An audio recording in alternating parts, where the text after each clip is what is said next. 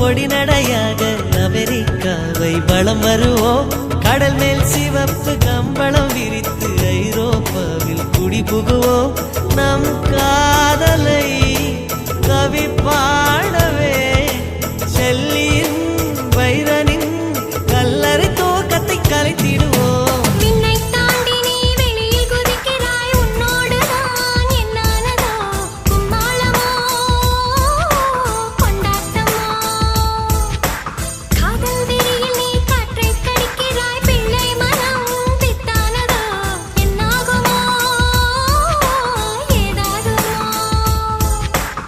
வாடை காற்றுக்கு வயசாச்சு, வாழும் பூமிக்கு வயசாச்சு. கொடியுகம் போனால் என்ன, காதலுக்கு எப்போதும் வயசாகாது.